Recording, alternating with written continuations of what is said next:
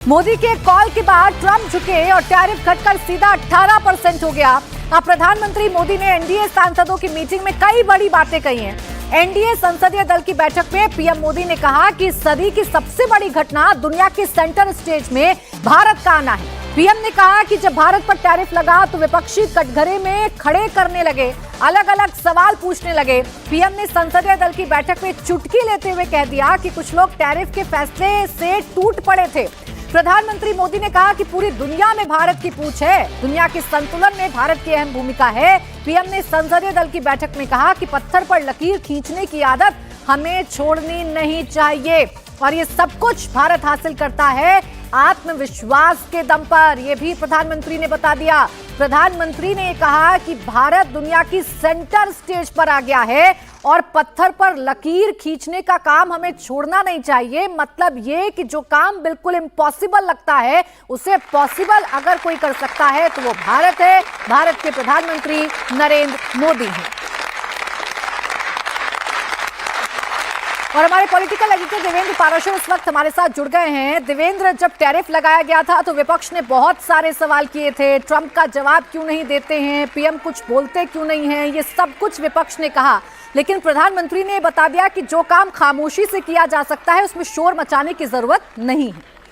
और बिल्कुल प्राची, और ऐसे मामले को सरकार के द्वारा बार बार ऐसे इंडिकेट मिलते थे सरकार के सोर्सेज से कि जिस डेलिकेसी के साथ, जिस संवेदनशीलता के साथ और जिस मैच्योरिटी के साथ हैंडल किया जाना चाहिए सरकार वैसे ही कर रही है। और ऐसी बयानबाजी पे जवाब देने का कोई मतलब नहीं। विपक्ष चाहे जो बात भी कर रहा हो, सरकार को पता है कि क्या करना है, देश के लिए क्या बेहतर है और सरकार उसी दिशा में रहेगी। और अमेरिका की तरफ से जो भी दबाव बनाने की कोशिशों के तहत जो कुछ बोला जा रहा था या किया जा रहा था, भारत उसमें झुकने वाला नहीं। पहले भी हम लोग रिपोर्ट कर चुके थे कि ट्रेड डील को लेकर ही भारत ने अपनी भूमिका बता दी थी। अब फैसला अमेरिका को करना था। कल अमेरिका ने फैसला कर लिया और भारत उसके लिए तैयार है। आज संसदीय दल की बैठक में पीएम ने इन सारी बातों का इस रूप में जिक्र करते हुए फोकस करके हैं तो इस रूप में कहा कि अब जरूरी है कि हर सांसद तक अपने अपने क्षेत्र में एक्सपोर्ट की संभावना को तलाशे, व्यापारियों के साथ सम्मेलन करे, उनसे ये पूछे, उनको बताए, उनको फैसिलिटेट करे, ऐसा माहौल बनाए कि दुनिया के सेंटर स्टेज में जिस प्रकार से भारत की भूमिका बढ़ी है और भारत केंद्र में एक तरह से आ गया है दुनिया के सेंटर स्टेज में, जो विश्व का संतुलन है वो भारत उसको संतुलित कर रहा है। तो उसमें कैसे अपने बाजार को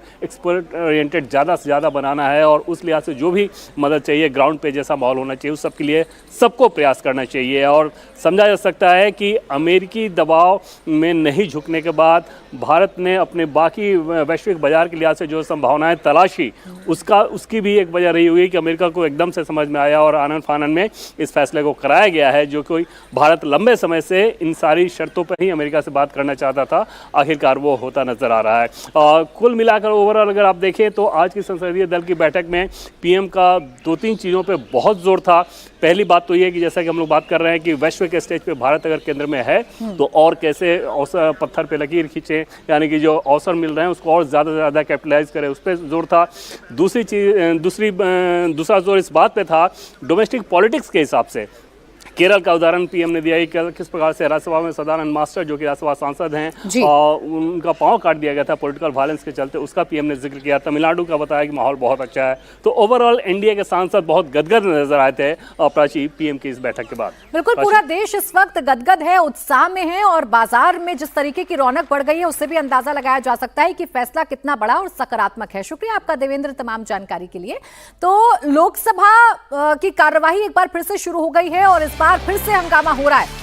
लोकसभा की कार्रवाई एक बार फिर से जबरदस्त हंगामे की भेंट चढ़ती हुई नजर आ रही है। विपक्ष सांसद जो हैं वो लगातार नारेबाजी कर रहे हैं, विपक्षी सांसद लगातार नारेबाजी कर रहे हैं। टैरिफ वॉर जरूर खत्म हो गया है लेकिन भारत के अंदर अमेरिका को लेकर जो एक वॉर छिड़ा हुआ था वो खत्म होने का नाम नहीं ले रहा है। तो एक तरफ प्रधानमंत्री मोदी हैं जो बता चुके हैं कि आत्मविश्वास के साथ कैसे दुनिया को झुकाया जा सकता है और पूरी दुनिया में उनकी तारीफ हो रही है। वहीं लोकसभा में इसी ट्रेड डील पर विपक्ष हंगामा कर रहा है। लोकसभा में ट्रेड डील पर विपक्ष हंगामा कर रहा है। भारत यूएस ट्रेड डील के विरोध में विपक्ष की नारेबाजी हो रही है। विपक्ष सरकार पर अमेरिका के सामने झुकने का आरोप लगा रहा है। प्रस्ताव को स्वीकृत किया जाए। जो सदस्य प्रस्ताव के पक्ष में है वो हाँ कहे, जो सदस्य प्रस्ताव के विपक्ष में है वो ना कहे। मेरे विचार में निर्णय हाँ वालों के पक्ष में है, हाँ वालों के पक्ष में हुआ। प्रस्ताव स्वीकृत हुआ। आइटम नंबर 11 माननीय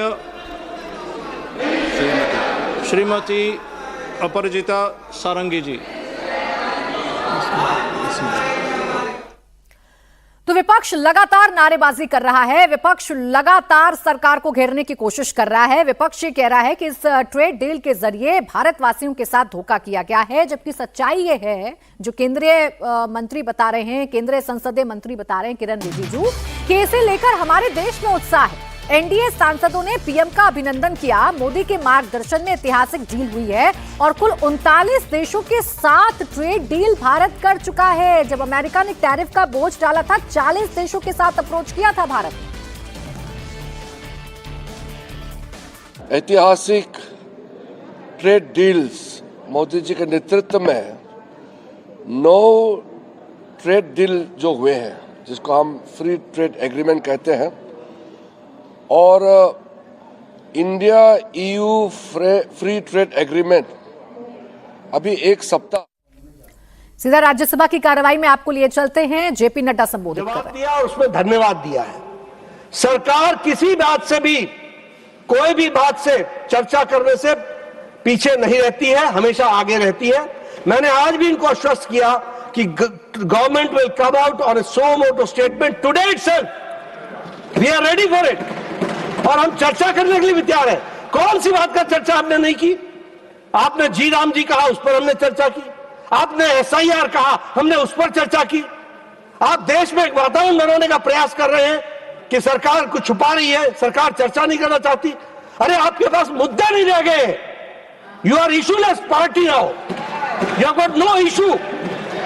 और मैं ये कहना चाहता हूं कि आपका बड़ा गैर जिम्मेदाराना व्यवहार है, इररिस्पॉन्सिबल बिहेवियर है, और ये एक तरीके से गैर राष्ट्रवादी व्यवहार है। इसको भी हमको ध्यान में रखना चाहिए। It is anti national. इनको नेशन से कोई लेना देना नहीं है। ये आज ऐसे मुकाम पर आकर के पहुंचे हैं जहां इनका फ्रस्ट्रेशन हर मोड़ पर दिख रहा है।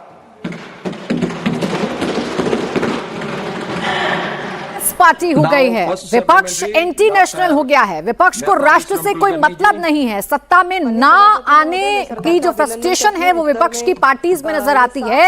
ये जेपी नड्डा, नेता सदन राज्यसभा में बोल रहे हैं। दरअसल विपक्ष ये कह रहा है कि ट्रेड डील को लेकर चर्चा करनी है। बार बार ये कह रहा है कि ट्रेड डील को लेकर सरकार को जवाब देना चाहिए, और इसी पर जेपी नड्डा एग्रेसिव हो गए और कहा कि कांग्रेस का ये व्यवहार निंदनीय है, एंटी नेशनल है। राष्ट्र से कांग्रेस को कोई मतलब नहीं है। ये लोग फ्रस्ट्रेट हो चुके हैं, मुद्दा नहीं है, इशू लेस पार्टी हो चुकी है। सरकार कभी भी किसी भी चर्चा से भागी नहीं है। जी राम जी पर चर्चा करने के लिए कहा, हमने की। आपने कहा कि एसआईआर पर चर्चा करनी है, हमने की।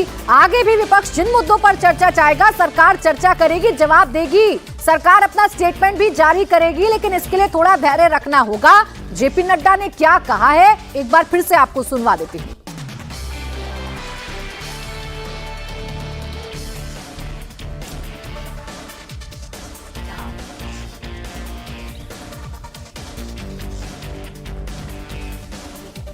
ऐतिहासिक ट्रेड डील्स मोदी जी के नेतृत्व में 9 ट्रेड डील जो हुए हैं, जिसको हम फ्री ट्रेड एग्रीमेंट कहते हैं, और India EU free trade agreement अभी एक सप्ताह पहले ही, एक सप्ताह भी पूरा नहीं हुआ, India EU free trade agreement का एक सप्ताह के अंदर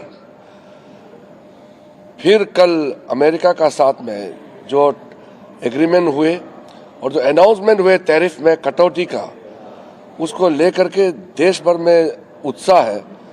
तो सांसदों में बहुत उत्साह थे।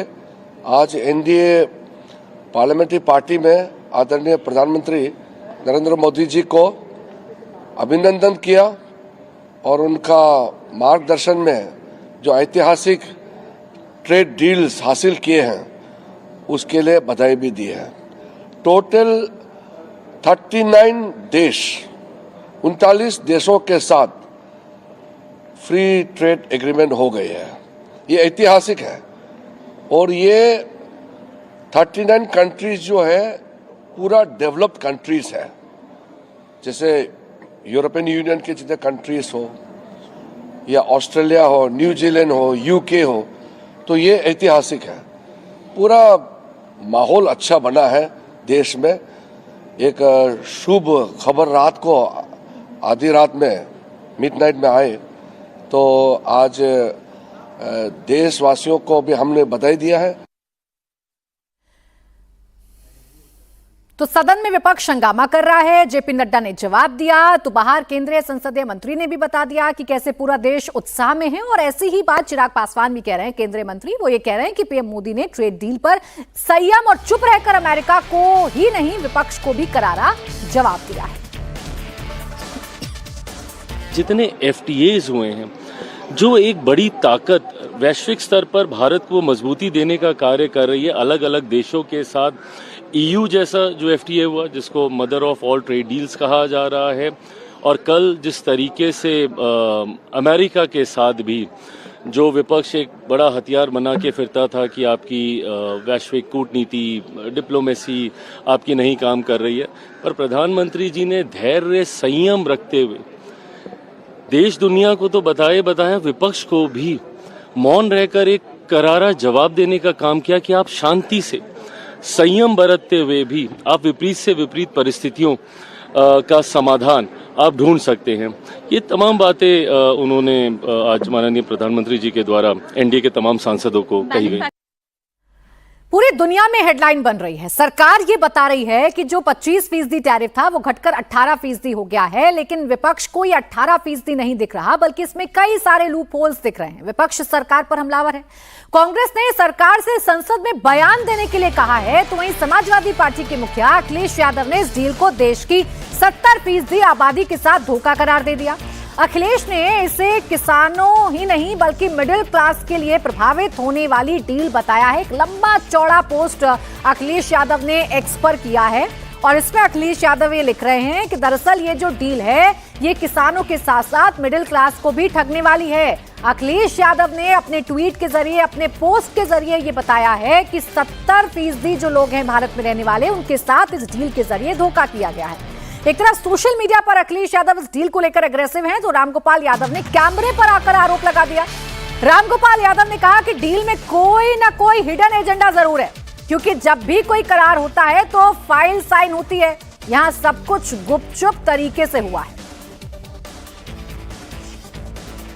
हिडन एजेंडा जरूर होगा, हो सकता है हथियार खरीदने का हो सकता है रूस से तेल न लेने का हो। नहीं, वो तो उन्होंने कहा है कि भारत ने कहा है कि वो रूस से खरीदेंगे, डोनाल्ड ट्रंप ने कहा है। लेकिन ये कहाँ कहते हैं कि ये उससे सहमत हैं। लेकिन कोई न कोई हिडन एजेंडा है, वरना ऐसे नहीं होता। कौन सा वरना समझौता होता है, दस्तखत होते हैं, फाइलें, आप लोग सब फोटो चलते होंगे, होगी तो कुछ दिखाई नहीं पड़ा क्या हुआ। This everything is secret, nothing is open. अपने आप में प्रश्न चिन्ह उठाता है, क्योंकि इसकी घोषणा भारत सरकार की तरफ से पहली बात तो नहीं की गई है, ये यूएस के प्रेसिडेंट ने करी है। और लगातार जिस तरह से यूएस का रवैया भारत की तरफ रहा है, वो दर्शाता है कि जो भारत सरकार है वो यूएस जिस तरह से डील करना चाहिए उस तरह से हमारा जो फॉरेन मिनिस्ट्री है वो डील नहीं कर पा रही है।